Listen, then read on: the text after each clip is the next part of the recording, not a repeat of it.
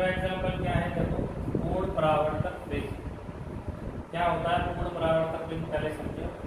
कांच से बना हुआ है, एक पृष्ठ हो गया आयताकार, एक दूसरा और तीसरा। सामने से देखने में इस तरह का दिखेगा। दो पृष्ठ 90 डिग्री पे हैं, दो पृष्ठों के बीच में 90 है, और तीसरा पृष्ठ इस तरह झुका हुआ है कि दो आपके कोण कितने के 45 पे। कांच का बना हुआ है, और कांच के लिए मैंने अभी तुमको बताया था आईसी का मान कितना होता है, लगभग 42 डिग्री। क्रांतिक कोण आईसी का मान कितना है, 42 डिग्री। ये भी कांच का बना हुआ है, लेकिन विशेष आकृति का है 90 डिग्री कोण, तो 45। ये क्या करेंगे, प्रकाश का पूर्ण आंतरिक परावर्तन करेंगे, इसलिए इसका नाम है पूर्ण परावर्तक प्रिज्म। कैसे करेंगे, देखो पहले चित्र को देखो। इसमें ये प्रकाश, अंदर वाला जो माध्यम है कांच है, तो कांच कैसा हो गया, सघन। कांच कैसा माध्यम हो गए, सघन। बाहर हवा है, हवा क्या हो गई, विरल। तो ये जो प्रकाश है पहले सघन में, जैसे कि मैंने तुमको पहले ही बताया कि पूर्ण आंतरिक परावर्तन की दो शर्त क्या है, प्रकाश सघन से विरल में जाना चाहिए और आपतन कोण का मान क्रांतिक कोण से अधिक होना चाहिए। तो ये प्रकाश देखो कहाँ जा रहा है, सघन कांच के अंदर चल रहा है, तो सघन में और विरल के पृष्ठ पर आपतित हुआ, और ये जो आपतन कोण है वो 45 डिग्री होगा। जो 45 पे झुका हुआ है ये 45 डिग्री होगा, और 45 जो है वो 42 से क्या हो गया, ज्यादा। It means I greater than I C. इस कंडीशन में दोनों कंडीशन फॉलो हो रही है, सघन से विरल में जा रहा है, क्रांतिक कोण से ज्यादा कोण पे आपतित हो रहा है, तो प्रकाश का क्या हो जाएगा, पूर्ण आंतरिक परावर्तन। तो ये प्रकाश का क्या हो गया, पूर्ण आंतरिक परावर्तन। प्रकाश इस मार्ग पर चला गया। ऐसे ये वाली प्रकाश किरण पूर्ण आंतरिक परावर्तित होकर इधर इस मार्ग पर चली गई, यानी प्रकाश को हमने 90 डिग्री कोण पे मोड़ दिया। यानी यहाँ प्रकाश डालेंगे वो यहाँ से निकलेगा। प्रकाश का क्या हो गया, ये पूर्ण आंतरिक परावर्तन। इसी तरह सेकंड चित्र देखो इसका। इसमें क्या है, इसमें यही वाला प्रिज्म है, इसको अपन ने दूसरी स्थिति में रख दिया इस तरह से 90 डिग्री, वही 45। अब प्रकाश जो आपतित होगा यहाँ से, तो पहले वही कांच में चल रहा है, कांच मानी सघन माध्यम, इधर हवा यानी कि विरल। तो प्रकाश जो आपतित होगा वो आपतन कोण कितना होगा, 45, यानी क्रांतिक कोण से ज्यादा। आई ग्रेटर देन क्या हो गया, आई सी। तो प्रकाश का क्या हो जाएगा, पूर्ण आंतरिक परावर्तन। तो ये जो प्रकाश चला वो पूर्ण आंतरिक परावर्तन के बाद यहाँ पहुंचा। इसी तरह से ये जो प्रकाश पूर्ण आंतरिक परावर्तन के बाद यहाँ, अब इसका दोबारा से क्या होगा, पूर्ण आंतरिक परावर्तन। अभी प्रकाश कांच में चल रहा है यानी कि सघन में, और इधर क्या है, हवा यानी कि विरल। तो विरल का पृष्ठ हो गया ना ये, तो विरल के पृष्ठ पे आपतित हुआ, और फिर से इसका आपतन कोण कितना है, 45, जो कि 42 डिग्री से ज्यादा है। तो प्रकाश का दोबारा से क्या हो गया, पूर्ण आंतरिक परावर्तन। तो ये प्रकाश इधर मुड़ गया, ये वाला प्रकाश इधर मुड़ गया। तो प्रकाश का दो बार पूर्ण आंतरिक परावर्तन हो गया, एक बार यहाँ से इधर और फिर दोबारा इधर। यानी कि यहाँ से प्रकाश डालेंगे तो वापस इधर ही निकलेगा, यानी कि प्रकाश को अपन 180 डिग्री कोण पर मोड़ सकते हैं। यहाँ से टॉर्च डालो और प्रकाश यहाँ से निकलेगा। तो पूर्ण परावर्तक प्रिज्म का क्या उपयोग हो गया, प्रकाश को 90 डिग्री कोण पे मोड़ सकते हैं और 180 डिग्री कोण पर भी मोड़ सकते हैं।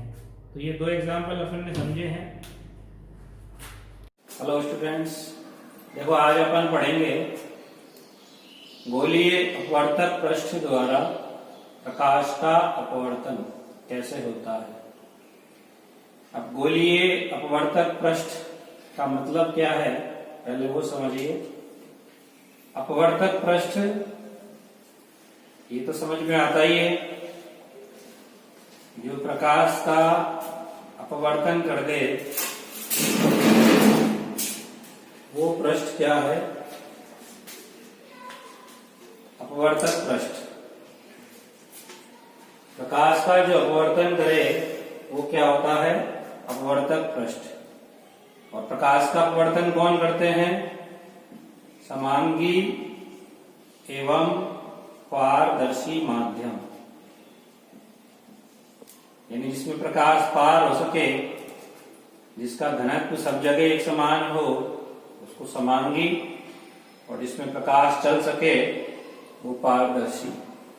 उस पृष्ठ को अपन कहते हैं अपवर्तक पृष्ठ। फॉर एग्जाम्पल जैसे जल, कांच, ये सब प्रकाश का क्या करते हैं? अपवर्तन करते हैं। इसलिए इन सभी के पृष्ठ कैसे होंगे? अपवर्तक पृष्ठ।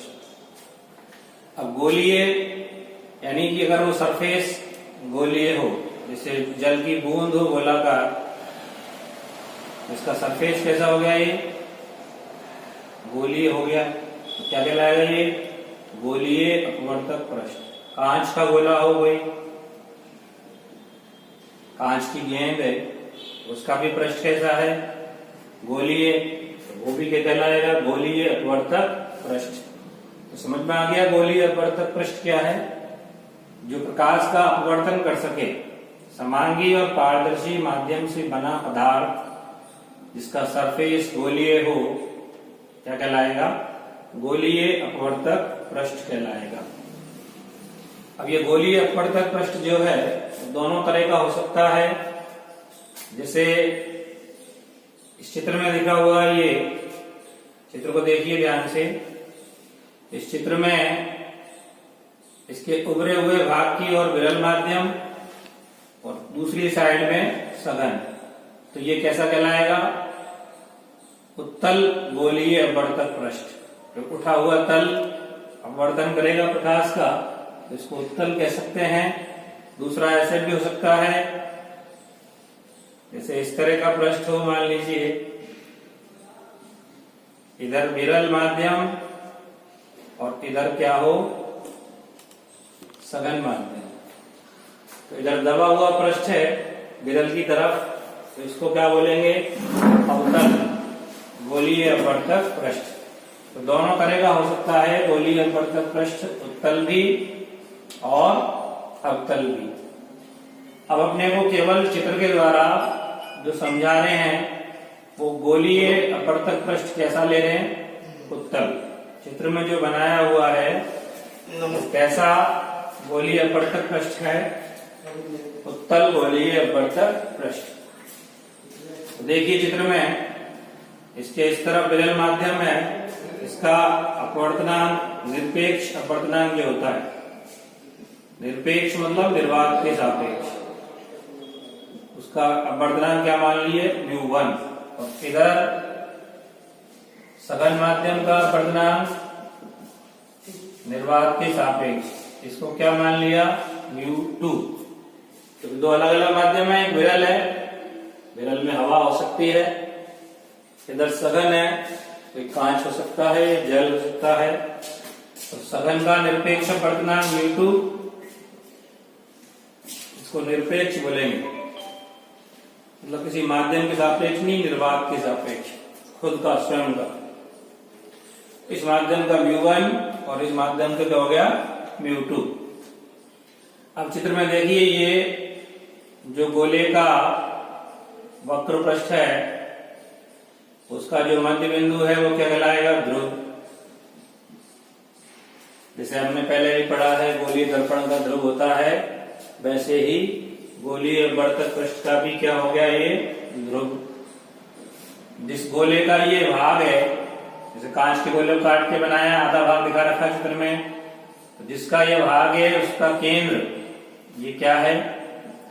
वक्रता केंद्र। वैसे ही है जैसे दर्पण के लिए हमने पहले परिभाषित किया है, वैसे ही। अब ये इसकी मुख्य अक्ष हो गई, जो ध्रुव और वक्रता केंद्र से गुजर रही है वो क्या है? मुख्य अक्ष हो गई।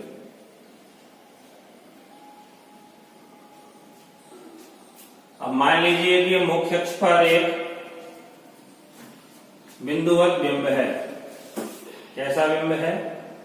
बिंदुवत, बिंदु जैसा छोटा।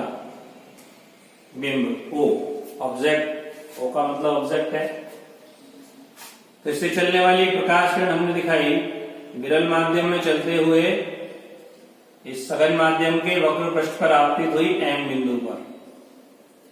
अब चूंकि हम जानते हैं पहले से कि जब प्रकाश विरल से सघन में जाता है तो प्रकाश मूल दिशा से विचलित होकर अविलंब की ओर झुक जाता है, यानी कि अपवर्तन कोण का मान आपतन कोण से क्या होता है, कम।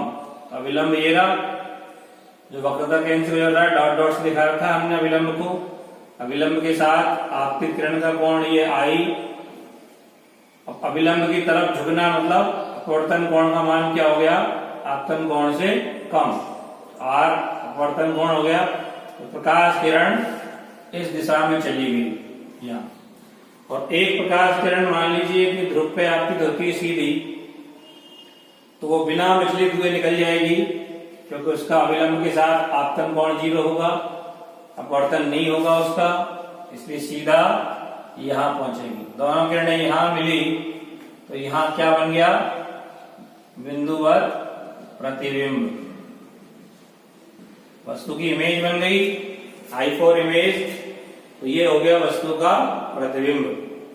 अब जैसे हमने दर्पण के लिए सूत्र ज्ञात किया U, V और F में, वैसे ही एक संबंध यहां भी इसके लिए ज्ञात करेंगे। तो यहां से दूरियां नापेंगे सारी, ये ध्रुव से, जैसे दर्पण में नापते हैं ध्रुव से नापते हैं सारी दूरियां वस्तु की प्रतिबिंब की, उसी तरह से ये दूरी P से नापेंगे। तो वस्तु मतलब बिंब ये रखा हुआ है O, ये ध्रुव से ये दूरी यानी कि PO, तो PO क्या कहलाएगी, बिंब दूरी। जैसे वहां दिखाते थे बिंब दूरी को U से, यहां भी कैसे दिखाएंगे, U से। फिर P से इमेज की दूरी यानी कि प्रतिबिंब की दूरी PI, इसको क्या बोलेंगे, प्रतिबिंब दूरी B।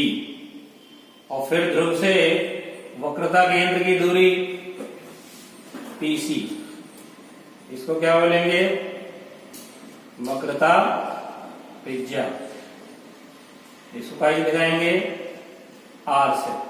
तो U, B और R में रिलेशन आएगा, वैसे ही जैसे U, B, F में आता है गोलीय दर्पण के लिए, वैसे ही गोलीय अपवर्तक पृष्ठ के लिए U, B और R में एक संबंध ज्ञात होगा। μ1 μ2 भी होंगे उसके अंदर, वो सूत्र कहलाएगा एक अपवर्तक पृष्ठ के लिए सूत्र।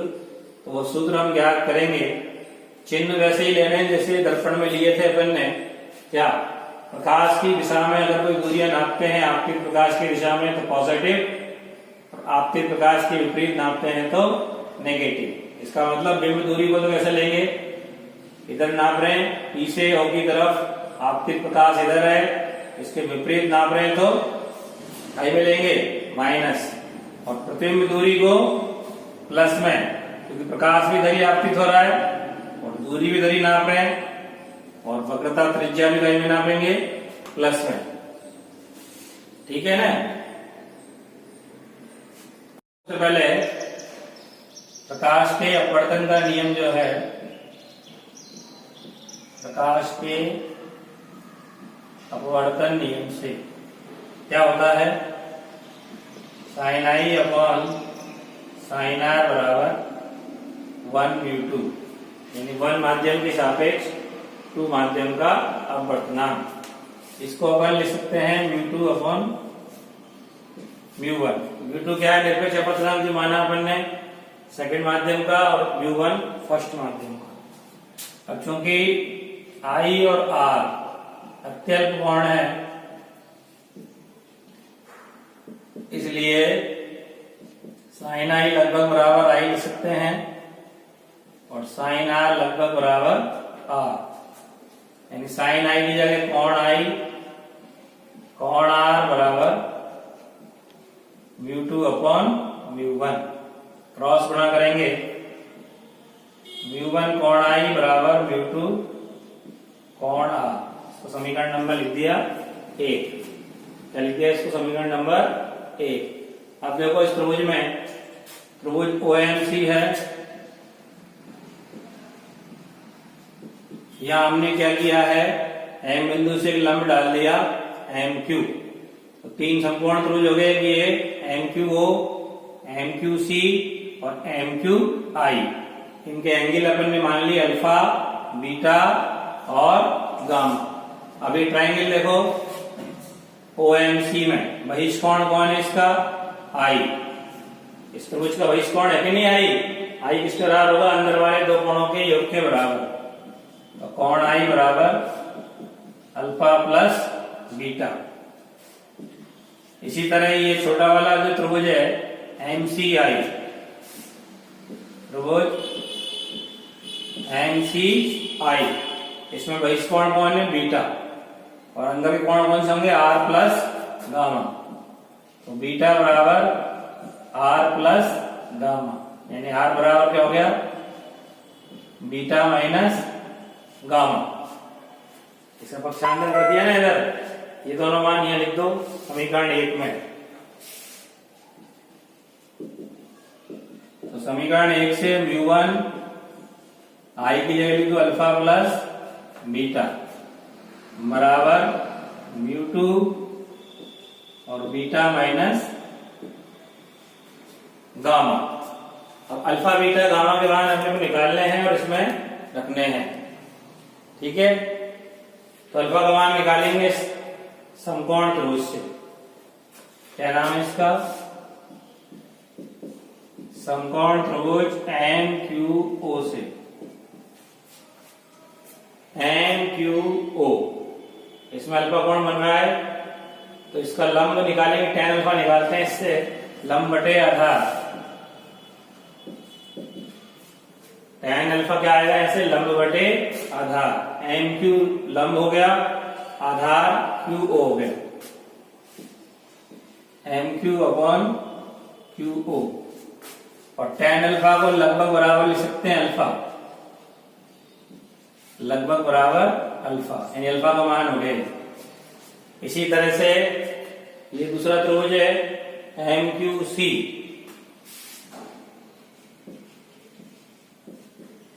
इससे बीटा बराबर, बीटा लगभग बराबर tan बीटा। tan बीटा का मान क्या हो गया यहां से, M Q upon Q C.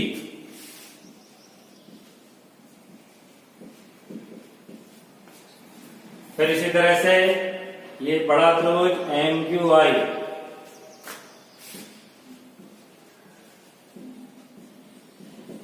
M Q I से क्या होगा, इससे tan गामा निकाल लेंगे, गामा लगभग बराबर tan गामा, कितना हुआ, लंब एम क्यू आधार क्यू आई।